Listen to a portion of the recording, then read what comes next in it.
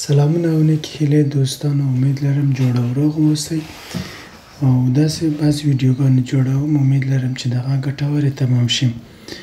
نننۍ موضوع دا ده چې څرنګه کولی شو په آلمان کې لومړی ځل لپاره یو کار شروع کړو. په آلمان کې د کار کولو په خاطر اول باید د دولت نه تاسو اجازه د کار ولرئ. اجازه د کار د اخیستلو په خاطر باید تاسو د یو شرکت سره وغږیږئ، یو شخصي شرکت یا هم هر رقم شرکت وي. د اجازه د کار د اخیستلو په خاطر باید تاسو د یو شرکت نه یا هم په هغه ځای کې چې غواړئ کار وکړئ د هغه ځای نه یو داسې یو فورم ولرئ چې په هغه کې تاسو هغه فورم ډک کړی وي چې څومره تاسو کار کوئ، څو ساعته کار کوئ په میاشت کې او څومره پیسې درکوي. دا شیان باید لیکل شوي وي. هغه فورم تاسو ډکوئ، د هغه نه وروسته هغه فورم وړئ تاسو اوسلنډر بیهورد ته باید ورکړئ. اوسلنډر بیهورد تاسو ته اجازه د کار درکوي چې دغه عموما په 2 هفتو کې یا 3 هفتو کې تاسو ته ځواب راځي. ځواب چې راغی تاسو هغه فورم بیرته همغه شرکت ته وروړئ، همغه ځای کې چې غواړئ کار وکړئ هغه ځای ته وروړئ او د سره قرارداد کوئ. د کار قرارداد د کار هم چې لاسلیک کړلو تاسو 6 میاشتې، 9 میاشتې، 1 کال یا هم همداسې بیا ادامه ورکوئ. زیاتر له هغې نه هلته کار شروع کوئ. نو دغه کار پیدا کولو د شرکتونه څرنګه پیدا کړئ، تاسو څنګه یې پیدا کولی شئ.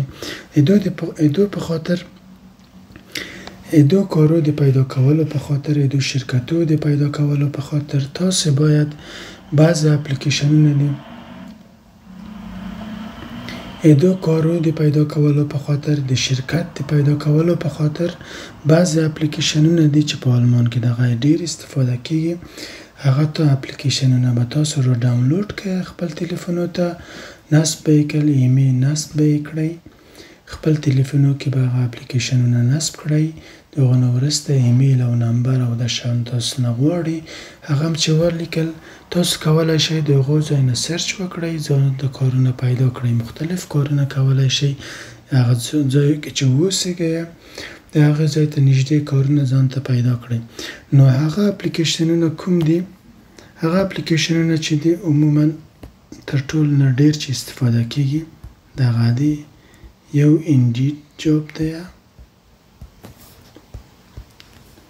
دویم چې دی جابس، دویم چې دی سټپسټون دی،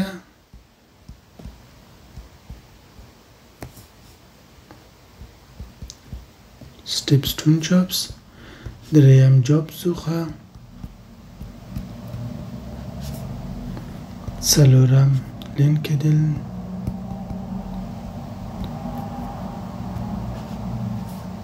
پنځم چې دی زن جاب.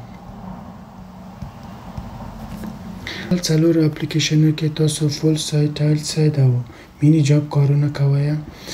دغه داسې کارونه دي چې په فول سایت او ټایل سایت کې چې دی دولت ته مالیه ورکوي او مینی جاب کې بیا دولت مالیه نه دسکه اخلي. او دغه پنځم اپلیکیشن چې زن جاب په نامه دی، دغه اپلیکیشن داسې یو اپلیکیشن دی. په 2 اپلیکیشن کې تاسو کولی شئ چې روزانه کارونه پیدا کړئ. یوه ورځ د په خاطر، 2 ورځو په خاطر تاسو کولی شئ چې په دغه زن جاب اپلیکیشن کې ځانو ته کارونه پیدا کړئ. که مثلا یو نفر د فول سایت کار کوي خو یو څو ورځې اضافي وخت لري، درس او شیانو نه هم وزګاره ده، نو کولی شي چې د زن جاب کې ځان ته یوه ورځنۍ 2 ورځني کارونه پیدا کړي. او یا هم محصلین دي او شاګردان دي درس وایي نشي کولی چې هره ورځ کار ته لاړ شي، په زن جاب کې کولی شي چې ځان دپاره یوه ورځنۍ یا 2 ورځني کارونه پیدا کړي. هغه اپلیکیشنونه به زه تاسو ته په پلی سټور کې هم ولیکم چې وکړلی شئ چې په اسانۍ یې پیدا کړئ. پلی سټور کې زن جاب چې ده دلته مې تیار لیکلی ده، دا زن جاب دی. دغه انسټال کولی شئ خپل تلیفونو ته. لینکدین دی، په 2 ځای کې کولی شئ ځانو ته کارونه پیدا کړئ.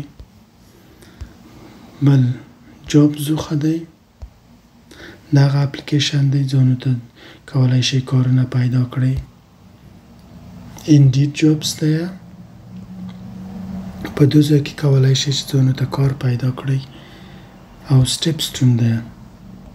سټیپسټون جاب په دوه ځای کې کولای شئ ځانو ته کارونه پیدا کړئ. دغه اپلیکیشنونه تاسو خپل تلیفونو کې انسټال کړئ.